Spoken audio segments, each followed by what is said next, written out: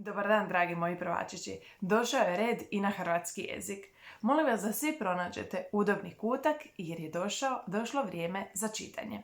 Pročitat ću vam jedan tekst, a vaš zadatak će biti reći mi je li vam se svidio tekst ili vam se nije svidio, zašto i reći ćete mi što mislite kakva je to vrsta teksta.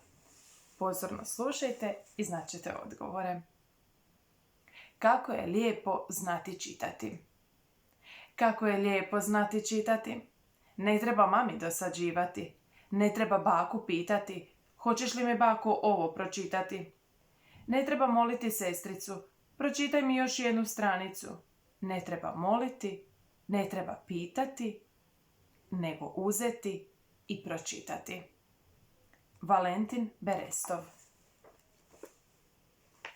Recite mi, dragi moji, na početku, što mislite kakva je to vrsta teksta? Već smo to učili, već smo tako nešto čitali.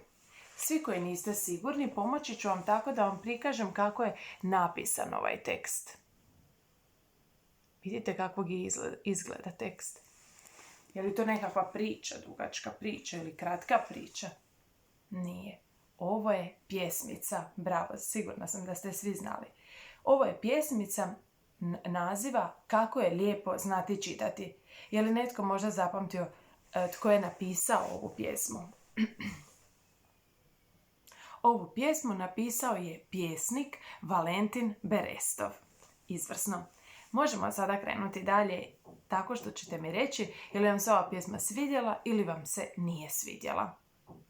Sigurna sam da se mnogima od vas pjesmica svidjela, ali zašto vam se svidjela? Meni se ova pjesmica svidjela zato što je na jako zanimljiv način pjesnik opjevao što? O čemu govori pjesma? Pjesma govori o čitanju. Pjesnik nam želi reći kako je čitanje jako važno. I meni se ova pjesmica jako svidjela jer je pjesnik to na šaljiv i zanimljiv način opisao. Na šaljiv i zanimljiv način pjesnik je opjevao zašto je važno čitati, naučiti čitati.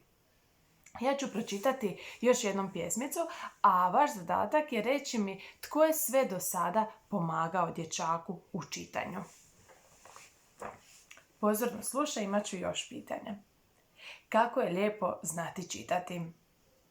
Kako je lijepo znati čitati? Ne treba mami dosađivati. Ne treba baku pitati.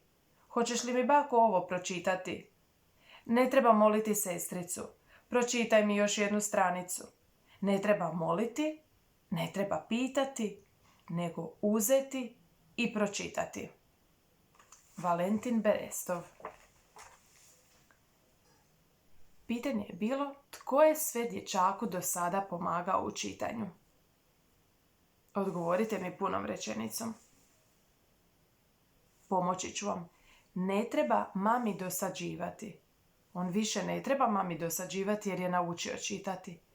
Ali znači da mu je mama prije pomagala jer joj je on, kaže, do sada dosađivao. Nije joj zaista on dosađivao, majke je bilo sigurno drago pomoći svom dječaku, ali došlo je vrijeme da se on osamostali u čitanju, da bude samostalan u čitanju, da bude pravi čitač baš kao i vi. Znači mama mu je pomagala. Idemo vidjeti je li mu još netko pomagao. Ne treba baku pitati. Znači i baka mu je pomagala. 2 osobe su mu pomagale. Pomoći ću vam dalje. Pročitat ću vam jedan stih. Ne treba moliti sestricu. Tko mu je znači još pomagao? Sestra. Pa ćemo punom rečenicom odgovoriti na pitanje. Dječaku su do sada u čitanju pomagale baka, mama i sestra. Izvrsno. A recite mi što nam je pjesnik rekao o tom dječaku? Je li on sada sretan što on zna čitati? Što vi mislite? Sretan je. Na početku je rekao kako je lijepo znati čitati. Ne treba više dosađivati nikoga. On je postao samostalan. Ja vjerujem da ste i vi često htjeli saznati nešto što je napisano, na primjer, na pakiranju neke vaše omiljene igračke ili što je napisano u nekom časopisu Ili možda ste nekada htjeli sastaviti od legića nešto pa niste znali pročitati upute. Možda ste nekada čitali nešto i gledajući nešto na televizoru pa ste morali zvati dođi brzo, pročitaj mi. Ali dragi moji, sada više to ne morate. Jer ste vi, moji prvašići, došli uskoro do kraja 1. razreda i postali ste samostalni čitači. Mene zanima kako se vi osjećate. Dječak je sretan, rekao je kako je lijepo znati čitati. Ali kako se vi sada osjećate kada ste naučili čitati? Jeste li zadovoljni? Zašto ste zadovoljni? Zadovoljni ste jer više ne morate svakoga zvati kada želite pročitati upute kako složiti legiće.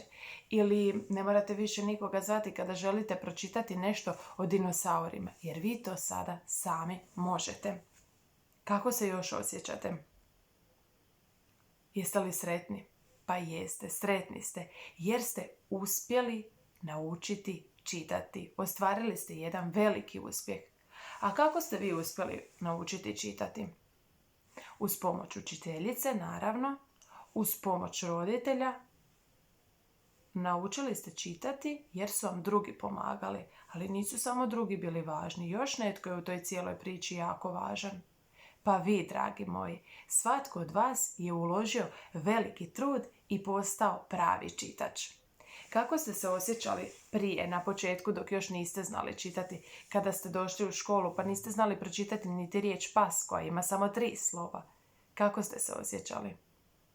Pa pomalo obeshrabreni smo bili, vidjeli smo tako dugačke riječi, a ne znamo pročitati ništa od toga. No uložili smo veliki trud i postali smo samostalni čitači.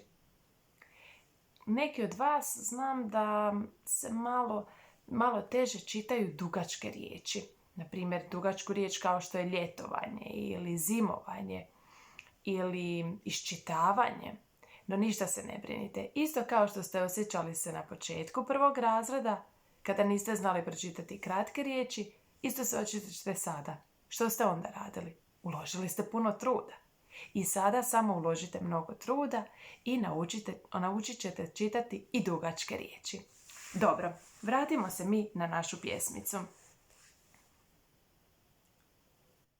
Što nam je još pjesnik rekao važno u ovoj pjesmi? Koju nam je on važnu poruku rekao ovom pjesmicom? Dao nam je poruku da za ništa u životu ne treba moliti, pitati, nego se prvo trebamo mi sami potruditi napraviti nešto. Ako vidimo da ne možemo, onda se ne trebamo stidjeti pitati i zamoliti za pomoć. Ali prvo se moramo sami potruditi. Pa je tako rekao, ne treba moliti, ne treba pitati, nego uzeti i pročitati.